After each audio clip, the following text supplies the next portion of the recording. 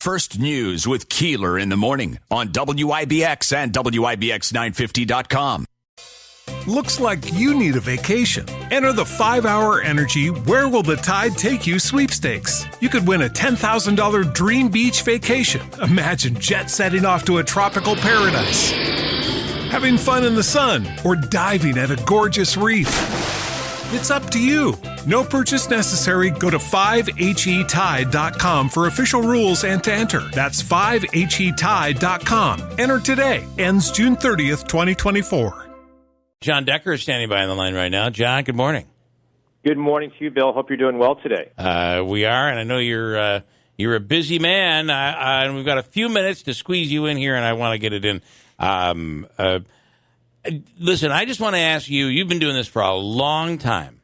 Yeah. And the vice president has a pretty long period of time knowing that the question that everybody's asking her is going to sooner or later be asked to her by someone who's not an aggressive interviewer in Lester Holt. Ask the question, and that's the best answer she can come up with. Oh, I agree with you 100%. I've been talking about that ever since I watched that interview. You know that question's going to be posed to you. You're a professional politician. You have to have a good answer. And the answer that she gave was all over the map. She said, well, why are you asking about this? I haven't traveled to Europe either. The biggest domestic challenge facing this administration is along the U.S.-Mexico border.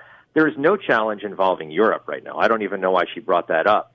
And this question is coming, and you sort of evade in terms of your answer, and that was not an answer of a professional politician. Yeah. I don't have any explanation as to why she was so ill-prepared for that question. And Lester Holt's a great journalist. He asked an obvious question to ask the vice president. Good for him for asking that question of her. It wasn't a gotcha question, by the way. It was a simple, straightforward question, and she didn't have a good answer for it. You ever notice how the gotcha questions are not really gotcha questions? No. The Sarah Palin thing, that wasn't a gotcha question, but it was. Yeah. That's right. You're absolutely right in the way that you described it. Yeah. Sometimes the most basic questions end up tripping up professional politicians, and that's a perfect example of that. Yeah. I was glad he followed up, and I thought the thing that really struck me, her answer was very flippant. Oh, I've never been to Europe either. But then she said, Lester, what is your point?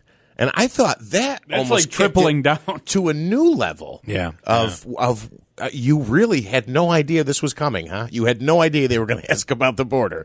And John, it's the thing that everybody's been talking about. I mean, I think every time we've had you on in the last 4 weeks, at some point it's been, as a matter of fact, I know you reached out to me and you were going to ask her that question if she was going to go to the border. And how are you not prepared? It really is perplexing.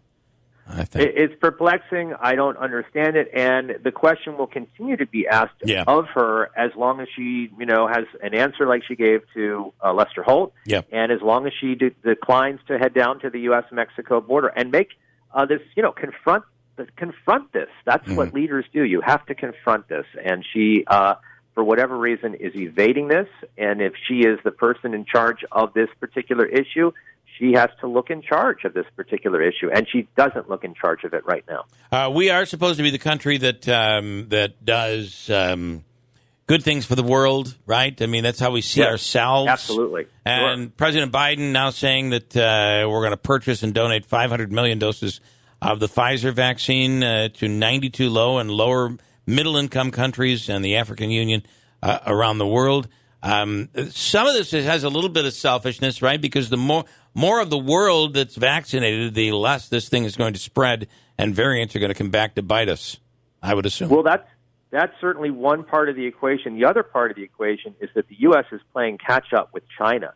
China's already been doing this. They've been donating their vaccine all around the world, in Europe, in South America. They're trying to win influence in those countries, and that's the reason why I think, to his credit, President Biden announcing that the U.S. will purchase and donate 500 million doses of the Pfizer vaccine to nearly 100 countries around the world. We need to do that. It's called vaccine diplomacy, and it goes a long way to winning points and influence. And and friends in countries all around the world. And the last thing we want is China to look like it is that world absolutely. leader, right? I mean, that's interesting. That's exactly right. I've spoken to friends in Eastern European countries like Slovenia, and they tell me that the only vaccine available to the population there is the Chinese vaccine. Wow. So that gives you a sense about why we're playing catch-up around the world. John, thank you so much. John Decker, of course, from Great Thank TV. you, Bill. You have a wonderful week. Thank you. You too. Thank you. Bye-bye. Swimsuit? Check. Sunscreen? Check. Phone charger? Check. Don't forget to pack the 5-Hour Energy. It fits great in a pocket or carry-on, and the alert feeling will help you arrive ready for anything. Now get 20% off when you use code 5HETRAVEL at 5hourenergy.com. Expires April 30th. One-time use only. Not valid with other discounts. Remember, visit 5hourenergy.com and use code 5HETRAVEL to save 20%.